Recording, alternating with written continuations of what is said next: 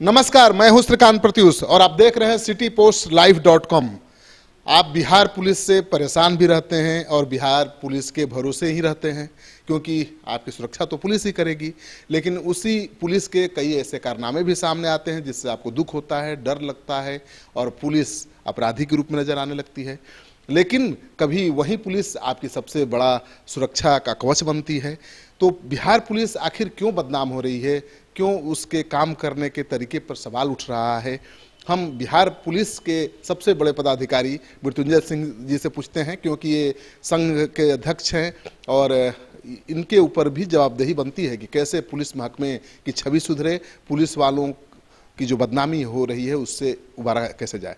आप बताइए, आपका स्वागत है सिटी पोस्ट में। ये बिहार पुलिस की बहुत बदनामी हो रही है, कभी अपराध को नियंत्रण नहीं करने के लिए, तो कभी शरीफ लोगों के साथ गुंडागर्दी करने के लिए, तो कभी खुद पिट जा रही है पुलिस। देखिए, पुलिस का ही कर्तव्य जब सेवा में आते हैं तो सत्यनिष्ठा के साथ कानून की रक्षा करना और जनता की सुरक्षा करना उनका कर्तव्य होता है। पुलिस आज के डेट में जो भी जहां भी हैं पदस्थापित हैं अपने कर्तव्य पथ पर, उनको अपने कार्यों को पारदर्शी रूप से कैसे करना है ये इस को ध्यान में रखना है। और पब्लिक का इसमें, जैसे पब्लिक भी है, पब्लिक पुलिस से बहुत ज़्यादा अपेक्षाएं रख रही है, रखना भी चाहिए क्योंकि पुलिस उसके लिए भी है।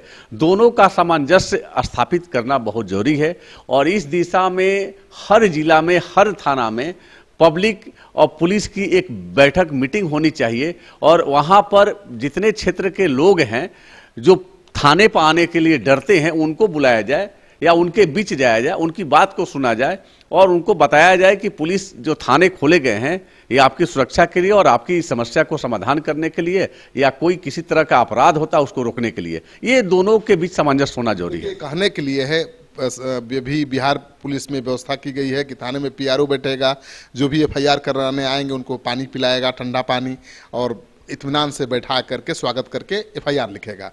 लेकिन आप ये भी तो देख रहे हैं कि थाने में जो जा रहे हैं उनके साथ क्या दुर्गति हो रही है। अभी एक मामला काफ़ी हाईलाइटेड है कि एक लड़की के साथ धोखाधड़ी हुई, वो थाने में गई एफआईआर कराने और थानेदार ने कार्रवाई करने की बजाय आरोपी को खबर कर दिया कि आप पर मुकदमा हो गया है और उसने दबाव बनाने के लिए थाने पर लड़की को लेकर पहुंच गया, केस मुकदमा वापस भी ले लिया और लड़की फिर मारी गई, आपको भी पता है उसके बाद कितना बवाल हुआ। तो ऐसी पुलिस पर कैसे भरोसा करेगा लोग। देखिए, कुछ पुलिस के बड़े पदाधिकारी का आदेश होता है, तो आदेश कागज पर जो निकलता है उनको धरातल पर थाने स्तर पर किस तरह से अनुपालन होता है उसकी समीक्षा होनी चाहिए, नहीं होता। जैसे पीआरओ का है, ठीक है, पीआरओ अच्छी चीज़ है, पहल है, पीआरओ थाने पर रहेगा, लेकिन कितने पदाधिकारियों की संख्या है थाने में, इसकी समीक्षा होना चाहिए ना कि कितने पदाधिकारी है, कितने जॉब है, कितने अन्य। पानी कौन पिलाएगा? क्या हर जगह थाने पर पानी पिलाने के लिए कोई अलग से वैकेंसी की गई है क्या? और पानी पिलाने का तो अलग जॉब है, अलग से विभाग में वैकेंसियाँ निकलती है ना। तो हर थाने पर उसके जितने थाने बिहार में ओपी या थाने लगभग 1600 और 1700 के बीच में है, उतनी वैकेंसी नहीं है। तो आदेश निकालने के पहले सोचना पड़ेगा। मैं कहना चाहता हूं, जो बैठे एसी में बैठ के जो आदेश निर्गत करते हैं और थाने धरातल पर जो वर्क करते हैं, दोनों में एक तालमेल होना चाहिए और दोनों के बीच क्या क्या समस्याएं हैं वार्तालाप होना चाहिए। आज पुलिस मुख्यालय ने एक अलग आदेश निकाला है, एडीजी मुख्यालय साहब कुंदन साहब, वाकई वो आदेश काबिल तारीफ है। आके उन्होंने 2 आदेश निकाला था कि पुलिस कर्मियों जो छोटी छोटी बातों को लेके उनका जो वेतन एचओ हो जाता है या सस्पेंड होते हैं, वैसा नहीं होना चाहिए। एसपी जिले के मनमानी करते हैं, उसके पहले हम लोग बात को जाके मुख्यालय रखते थे, मुख्यालय आदेश देता था, एसपी अनुपालन नहीं करते थे। तो ये चीज को अनुपालन कराना मुख्यालय का आदेश है, आपकी आदेश को कैसे नहीं एसपी अनुपालन करेगा? अभी तो तबादला होता है तो सिपाही हटता नहीं है, सालों साल जमा रहता है। आप देखते हैं ना पुलिस लाइन में जो बवाल हुआ, विद्रोह हुआ, उसकी वजह क्या मानते हैं आप? देखिए, विद्रोह हुआ, तबादला हुआ, इसके लिए जवाबदेही सिपाही की है। अगर सेवा में है, अनुशासन आपका परम कर्तव्य है, अनुशासन आप तोड़ते हैं और आदेश का अनुपालन नहीं करते हैं तो आप सख्त से सख्त कार्रवाई कर सकते हैं। इसका मतलब आप कमजोर हैं। आप कमजोर के पीछे कारण क्या है? एसपी की अपनी बहुत सी सिस्टम है पोस्टिंग की। आज के डेट में बहुत से जिले ऐसे हैं कि बहुत बेहतर एसपी भी हैं, और कुछ ऐसे जिले हैं जहां पोस्टिंग की किसकी होने वाली है थानेदार की, पब्लिक में चर्चा होता है। पब्लिक में चर्चा होने के पीछे क्या कारण है, इसकी तहकीक होनी चाहिए। लेकिन पुलिस लाइन में क्यों इस तरह का माहौल बना, आप क्या मानते हैं? कई लोग तो वर्षों वर्षों से जमे हुए हैं, जाति के आधार पर गोलाबंदी है, जाति के आधार पर चूल्हा जलता है, क्या है?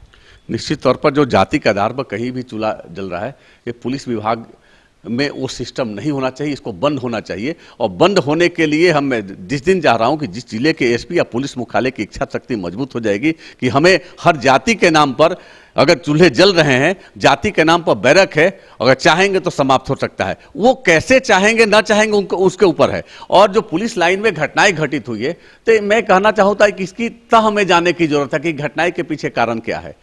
तह की जांच अगर होती है तो जांच निष्पक्ष कितनी है, ये तो मीडिया और वरीय पदाधिकारी और नीचे के कर्मी को सबको नजर रहता है कि किस टाइप की घटनाएं के पीछे कारण क्या है।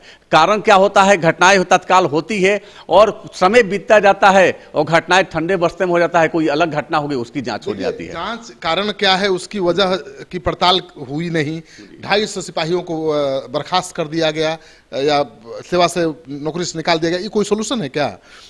मेन समस्या क्या है, वजह क्या है विद्रोह का, पुलिस विद्रोह का, सिपाही विद्रोह का, ये जानना जरूरी है। देखिए आज के डेट में और भी एक सबसे पीछे कि नीचे के जो पुलिस कर्मी हैं उनकी भांति भांति की समस्याएं हैं, उस समस्या को समझना जरूरी है। जो पुलिस कर्मी नीचे के पंक्ति के हैं, आरक्षी या पटना के आप पुलिस लाइन की बात बोले या कहीं हर जिले की बात होती है, एक छोटी सी बात होती है या घर में काम आ गया छुट्टी के लिए जाते हैं, उनके अधीनस्थ जिसको छुट्टी देना है प्रॉपर रिगार्ड नहीं करते हैं और बात को नहीं सुनते हैं, बोलते छुट्टी किस लिए।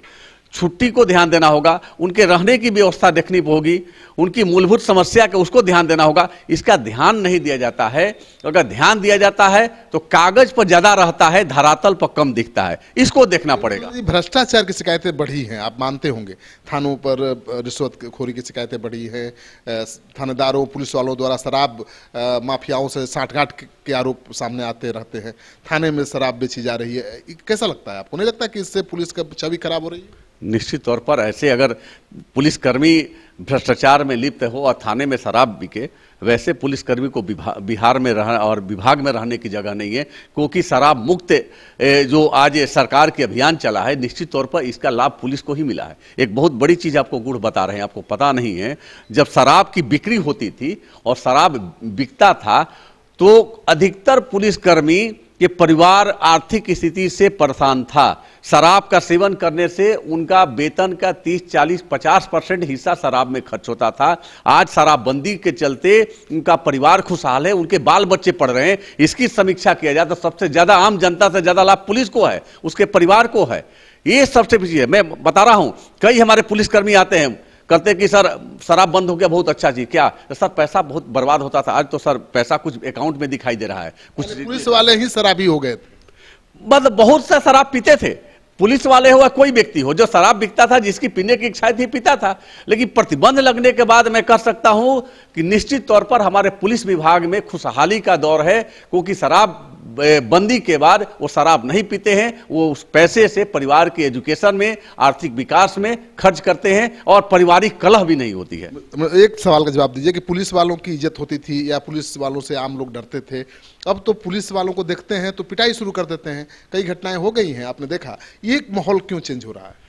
देखिए, इसके पीछे कहीं ना कहीं गुड़ में राजनीति हो सकती है। सस्ती लोकप्रियता के लिए जो लोकल स्तर पर नेता होते हैं, और कुछ थाने में और एक चीज दलाल टाइप के लोग होते हैं, वो दलाल टाइप के लोग होते हैं कि वो पब्लिक, हर कोई थाने में जाने से डरती है।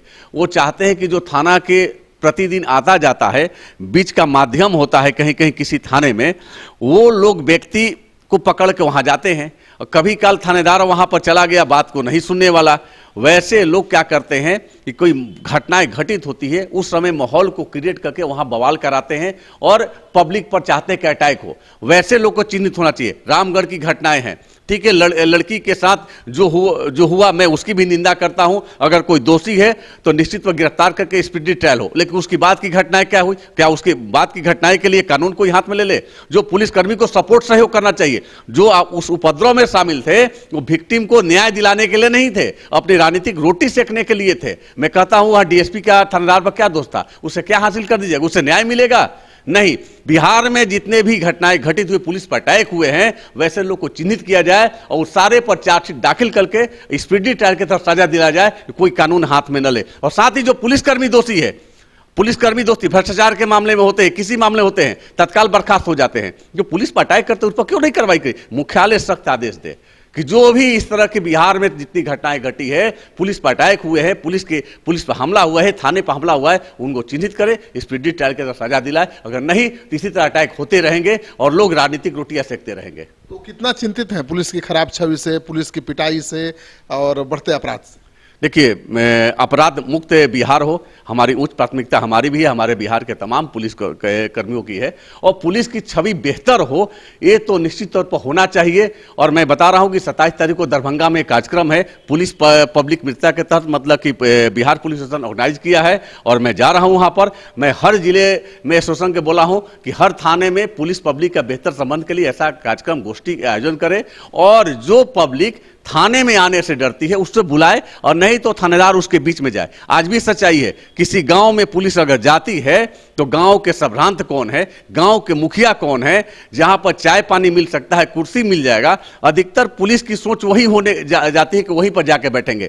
और उससे प्रभाव क्या होता है, अन्य समाज के लोग वहां पर गांव में हैं जो डरे हुए हैं, पुलिस आने डरती है, वो भी डरते रहती है। पुलिस की छवि को बदलने के लिए उसके पास जाने की जरूरत है। जो थाने से आके डरते हैं, जो गरीब है, गुरबा है, उसके पास जाए, उसकी बात को सुने, एक बेहतर पुलिस की इमेज बनेगी, और ये करने की जरूरत है। मैं इस सारी चीजों को पुलिस मुख्यालय में रखते रहता हूं, जब भी जाता हूं बात को रखता हूं। तो आपने सुन लिया इनका, और ये कह रहे हैं कि वाकई पुलिस में भी कुछ कमी है, और थानेदार जब गांव में जाता है तो गांव के सबसे दबंग व्यक्ति के घर पर ही चाय पीता है, और गांव के जो पीड़ित शोषित लोग हैं, गरीब लोग हैं, जो थाने और पुलिस से डरते हैं, गांव के जमींदार से डरते हैं, उनका डर पुलिस से और बढ़ जाता है।